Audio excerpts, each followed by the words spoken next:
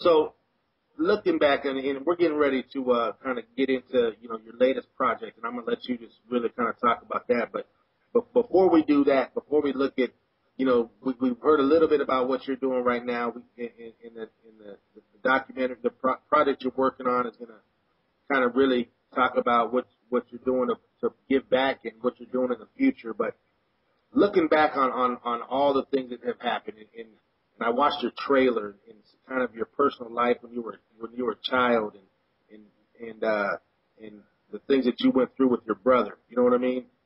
Yes. And then it's almost Muta. It's almost like thirds of your life. You had that part, and then you had the part with the laws and the kind of the fast lane, and then you have this second coming right here where you're doing what you're doing now. Tell me about. Is there anything that you do miss about those times when you were in that middle third, when you were in that fast life? Well, the only thing that I miss, when people ask me this question, the only thing that I actually miss from that lifestyle is the friendship that I had with the Outlaws and Tupac and Pac. We was on a different level, as I mentioned earlier. We was more than just entertainers or rap partners or group. The time that we just spent kicking it in the house, the time that we spent having a conversation, we had a bond. You know what I mean? If there's anything that I miss, it's Gaddafi, it's Pac, it's the Outlaws spending time with each other. But the rest of that life, man, I've been there, I've done that. I made a lot of money from there. I lived a life, I've seen the ups, I've seen the downs of that life, and it doesn't impress me. You know what I mean? The only thing that I look back and say that was untouchable, was unforgettable, basically, was the bond that I shared with Pac, Gaddafi and the Outlaws. You know what I mean? We was like family. So, it's naturally, I'm going to miss that. You know what I mean? And I'm going to miss them, that brotherhood and that bond. You know what I mean? So to lose Pac and to lose Gaddafi, now that they're gone, I look back at life sometime, I say, I wish I was able to say this to Pac, or I wish I was able to say this to Gaddafi. Now when Pac, he yelled at me and he screamed at us, now I know where he was coming from. I wish I was able to go back. But, we plan, but God is the best of planners, and we can't go back. You know what I mean? And we just we have these memories, Yeah, that's real. That's deep. And it also teaches you, like you're saying, what you miss and what you appreciate. It teaches you that all those material things, they come and go. You know what I mean? But it's the bond between brothers and in the heart that continues on. Definitely. Word. Cool. All right. Well, here's a deal to all of the members and everybody in YouTube and the internet and all across the world. I am here with Mutabil, otherwise known as Napoleon. We're going to get deep into this new project, and so I'm going to really just kind of give him the time to talk about exactly what it is, exactly what his goal is, and what his mission is for it, and how it's going to impact everybody. So, what do you have going on with this documentary? Well, the documentary is called Life of an Outlaw, and it's about my life as a kid, from witnessing the death of my parents, my mother and father getting murdered in front of me when I was 3 years old. But even during the documentary, I learned things about the event from the death of my parents that I never knew about, because we interviewed my uncle in the documentary. We interviewed some of my father friends from childhood friends, even a guy who was on the phone with my father the night that he got murdered. We interviewed, many family members, and my brother spoke about it. And, talking about my life as a youngster, growing up in Irvington, New Jersey, the things that I witnessed growing up in my hood. I speak about what guided me to get involved in the music industry, the day that I started to write raps and poetry, how I met Tupac and Gaddafi at a young age. And, I go through my whole life, man, from the music industry standpoint of view. My days were Outlaws. We have footage of Tupac and pictures of Pac some people never seen before. We worked with Goldie, who owned a large amount of footage of Tupac, so we worked with him, and he was able to give us, I just want to give a shout out to Goldie as well. He was able to let us use his footage and his pictures.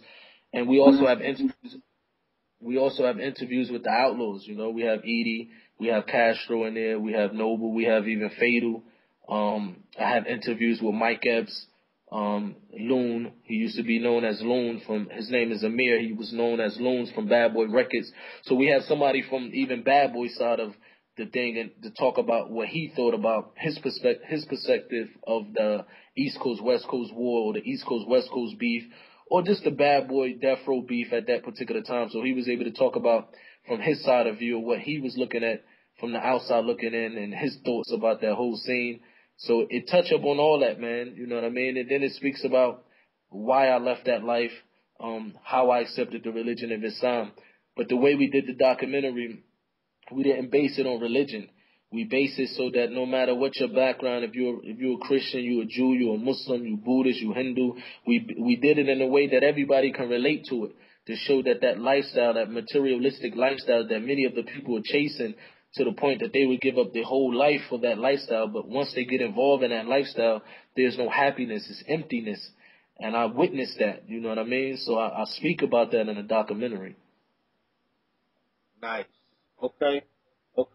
And when can we expect to, see that? The documentary going to be released on our website, lifeofanoutlaw.com, June 15th. It's going to be released in the Middle East, June 14th. And the UAE and virtual stores. We speaking to some other countries to get like the UK, some Asian countries, some places in Africa, different parts of the world. We speaking to get this different distribution to put it out, put the documentary in different parts of the world in different languages. But definitely it will be available June 15th. You can download it digitally from our website, get a hard copy. And, we want the people to be able to see it. Like from the trailer, from what the people see from the trailer, they make it seem, they will almost think that they know what the documentary is going to be about. But when you actually see the documentary, I would say that the trailer only touch up on about 5% of what the documentary is about. You know what I mean? Yeah. So you have to check it out. Nice. Okay. We definitely going to check it out. As a matter of fact, not only are we going to check it out, but I'm going to make sure that it's available. We probably run some type of promotion together. Appreciate that. Yeah, it's a way that we're going to release it on one of these websites where we can even allow other websites to put the link on their website. They can sell a documentary on their website. A percentage can go towards their website. So it's ways that we have marketing plans that that we can talk about. Yeah. Okay. Well, hey, count MachiavelliBoard.net in. We're here to support you. We're here to support the Outlaws in the entire movement. Anything y'all are doing, you know what I'm saying? We're behind you 100%. Appreciate that, bro. Yeah.